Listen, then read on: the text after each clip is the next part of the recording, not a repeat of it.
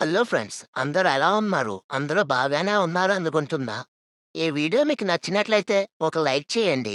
మీరిచ్చే ఒక లైక్ నాకు మరెన్నో కామెడీ వీడియోస్ చేయడానికి సపోర్టివ్‌గా ఉంటుంది. అలాగే హైప్ కూడా ఇవ్వండి.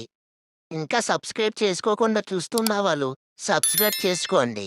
ఒరేయ్ మామ, ఏరా ఈ ఫోన్ చూసి చూసి చిరాకొస్తుంది మామ. ఒక గేమ్ ఆడదామా? ఏం గేమ్ రా? అవును, ఏ గేమ్ ఆడదాంరా?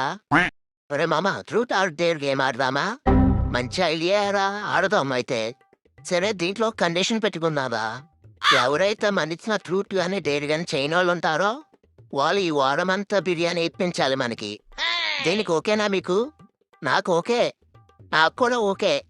ఫస్ట్ ఎవరితో స్టార్ట్ చేద్దాం? మన నాన్నగారితో స్టార్ట్ చేద్దాం. నేనా? ఎరా భయపడుతున్నావా? నాకేం భయం?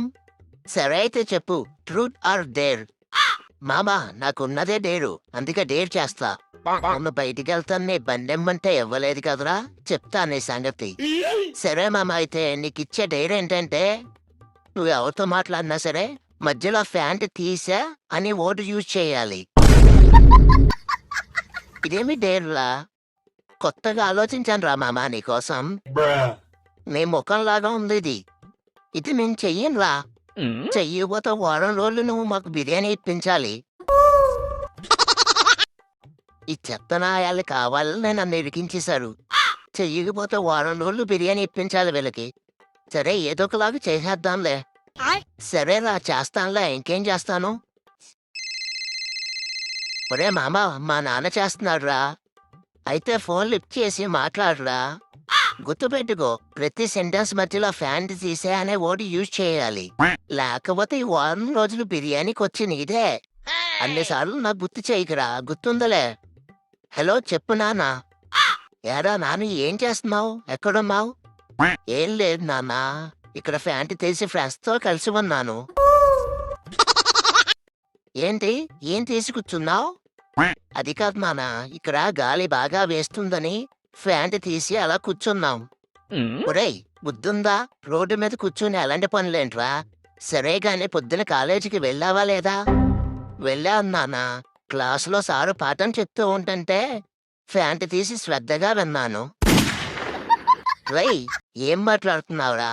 క్లాసులో అందరూ ముందు ఫ్యాంట్ తీసి విందామేంటి? నీకేం పిచ్చి పట్టిందా?